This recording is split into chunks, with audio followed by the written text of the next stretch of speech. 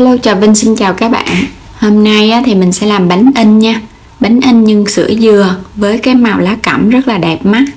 Bánh thì dẻo nha, và nó có độ xốp. Với cái nhân thì đậm đà và béo ngon nữa. Bánh này các bạn làm mình có thể ăn được 3 đến 5 ngày. Thì mời các bạn xem video để có ngay món bánh in tại nhà để thưởng thức mà không cần đi mua nha. Đầu tiên thì mình sẽ chuẩn bị lá cẩm để mình lấy màu. Các bạn sẽ lặt ra mình đi rửa cho nó sạch. Xong rồi mình đi nấu. Lá cẩm thì các bạn sẽ nấu sôi trong vòng 5 phút để có được cái màu đậm và đẹp nhất. Thì mình tắt bếp vớt ra. Chuẩn bị tới bột. Thì hôm nay mình chỉ dùng cái bột nếp Thái nè, và loại bột nếp bình thường để mình rang lên. Các bạn dùng hiệu nào cũng được. 200g đường cát để mình nấu phần nước đường. Và mình lường 100ml nước lá cẩm nè, 100ml nước cốt dừa, đây là nước cốt dừa ép để có được cái độ béo đậm đà. Một ít lá dứa, và đây là hương hoa bưởi để tạo độ thơm cho nước đường. Rang phần bột nếp trước thì mình dùng 400g, cho lá dứa vô. Và rang bột thì các bạn để lửa nhỏ, mình rang từ từ để bột nó chín kỹ. Rang liên tục luôn ha, cho nó chín đều cũng như là nó không có bị cháy bột. Và mình rang đến khi nào mà thấy bột nó khô ráo vậy nè, thì mình rang khoảng chừng 15 đến 20 phút với lửa nhỏ. Khi mà kiểm tra thấy cọng lá dứa nó giòn rụm vậy nè, là bột của mình nó chín. Mình sẽ gay lại để loại bỏ cái xác của lá dứa. Có lá dứa thì cái bột nó cũng thơm hơn. Mình gay vậy để bột nó mịn nè. Đây xong mà mình để bên. Đây phần bột nếp mình rang xong, các bạn có thể nếm thử, nó tan ngay trong miệng là bột nó chín. Mình chuẩn bị tới nhân thì mình có đây 250g dừa. Dừa này thì các bạn chọn cái loại dừa gám vỏ nha. Mình ăn nó ngon, nó không có bị sảm. 100g đường cát. Và sữa đặc thì mình cũng dùng 100g luôn. Khoảng 2 muỗng canh mè. Mè này rang sẵn. Tí xíu muối cho nhân nó đậm đà hơn. Rồi bây giờ các bạn sẽ cho hết phần dừa vô chảo nè. Mình sẽ ốp nhân để cho nó ra nước thì mình sên nó mới ngon. Cho hết phần đường vô. Thì lượng đường và sữa thì tùy các bạn nha. Nhưng mà nhân nó phải ngọt ngọt thì mình để nó mới được lâu. Và 100g sữa thì tương đương khoảng 5 muỗng canh dung. Cho muối vô luôn. Và các bạn sẽ trộn đều lên. Thì nhưng mà dừa mà nó có sữa thì nó sẽ dẻo á. Trộn cho đều xong rồi mình sẽ để ốp nửa tiếng. Đây là phần bột nếp hồi nãy nè, mình rang chín mình lường ra đây 3 muỗng canh dung. Mình sẽ nấu nước đường ha, cho hết 200g đường. Nước cốt dừa ép 100ml. Thì mình dùng là 1 đường và 1 nước luôn cho nó bằng nhau. Là gồm có nước cốt và nước lá cẩm. Nếu các bạn không thích màu lá cẩm, có thể thay thế bằng màu khác cũng được. Rồi mình sẽ bắt lên bếp, mình sẽ nấu với lửa nhỏ.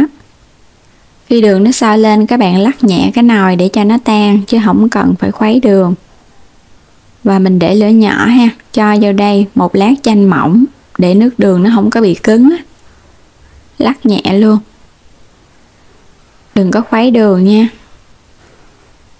Nước hoa bưởi thì mình sẽ cho vào đây nửa muỗng cà phê. Đường này các bạn để lửa nhỏ và mình nấu trong vòng 5 phút nha. Tính từ lúc mà nó sôi lên để cho nước đường nó có cái độ sánh sệt. Rồi mình tắt bếp luôn. Quay trở lại nhân dừa, mình để được nửa tiếng thì nó cũng ra nước nhiều rồi nè. Bây giờ mình sẽ sên nhân, các bạn cũng để lửa nhỏ. Thì mình sên càng kỹ dừa nó chín kỹ thì bánh mình để được lâu, nó không có bị hôi. Mình sên liên tục vậy nè. Nó chỉ hơi nóng nhẹ nhẹ thôi để cho dừa nó chín. Và khi mà các bạn thấy nó khô lại thì mình hãy cho bột dẻo vô ha. Thì mình cho bột nếp này vô là nhân nó sẽ dẻo và nó quyện lại. Mình chia nhỏ ra, mình cho vô từ từ như nè để trộn cho nó đều. Rồi các bạn cũng đảo đều. Cho nó thấm xong thì mình cho mè vô. Phần mè này thì tùy thích các bạn, có thích ăn nhiều ít thì mình có thể gia giảm lại. Và mình trộn cho thật đều, khi thấy nhân nó hòa quyện cũng như là nó dẻo lại thì mình tắt bếp luôn. Trong khi chờ cho nhân nguội thì mình đậy nó lại để nhân nó không có bị khô. Bây giờ mình sẽ đi giò. Mình sẽ giò nhân như nè, mỗi một viên vừa vừa thôi nha, khoảng 1 muỗng canh nhân. Cho ra. Thì tùy theo cái khuôn mà các bạn sử dụng. Nhân thì mình dùng cái khuôn 50g, mình dùng 20g nhân. Giò nhân xong rồi bây giờ mình đi in bánh. Thì mình dùng ở đây là cái cối xay nè, để mình xay trộn bột á, cho nó nhanh. Các bạn cũng có thể trộn bằng tay. Mỗi một muỗng mình lường vậy là 10g. Thì mình sẽ xay từ từ thôi, một lần khoảng chừng 50g bột cho nó dễ đều. Mình dùng 5 muỗng ha. Và nước đường thì các bạn cho vô cũng cho từ từ và mình xay. Tại vì tùy theo cái độ hút nước của mỗi loại bột khác nhau nên không chính xác cái lượng nước đường. Mình xay cho nó đều, xong rồi cái mình thấy nó khô thì mình cho thêm. Đây nè, mình thấy nó khô nè, nên các bạn cho thêm. Thường thì nếu mà 5 muỗng bột khoảng chừng 4 muỗng nước đường là vừa. Nên các bạn chia nhỏ ra và mình xay. Khi mà thấy bột á, nó kết dính, nó dẻo mềm tay, nó không còn rời nữa là được. Giờ mình cho cái phần bột ra. Bột này các bạn nếu mà có xay nhiều á, cối mà hơi lớn á, thì các bạn làm mình đậy nắp lại để nó không có bị khô nha. Rồi bây giờ mình đóng bánh. Cái khuôn này thì mình dùng 50g, khuôn lò xo. Các bạn sẽ chia bột ra. Mình cho vô một lớp ở dưới rồi cho vô nhân. Và nhớ ấn cho thật chặt tay. Rồi nhân dừa mình cho lên ở giữa. Mình cho giữa thì chút nữa mình in bánh ra nó đẹp hơn. Rồi mình cho phần bột lên trên. Bột này nếu như các bạn không có gan á, thì cũng tìm mua cái loại bột bánh in, người ta cũng có bán sẵn ở chợ luôn. Rồi bây giờ mình in bánh ra. Đè xuống. Rồi mình dỡ nhẹ ra. Đây, một cái bánh in. Với nhân sữa dừa và màu lá cẩm tím rất là đẹp mắt luôn. Khuôn rất là sắc nét. Rồi mình sẽ làm tiếp ha. Mỗi một lần á, các bạn trộn bột ít thôi, làm vậy nó không có bị khô. Mình cho vô thì mình phải đè cho thật chặt tay. Cái bánh ra nó mới dẻ. Đây mình làm tiếp một cái bông mới nữa nè. Nhìn hấp dẫn quá. Làm xong hết rồi nè các bạn. Tổng cộng là 15 cái bánh.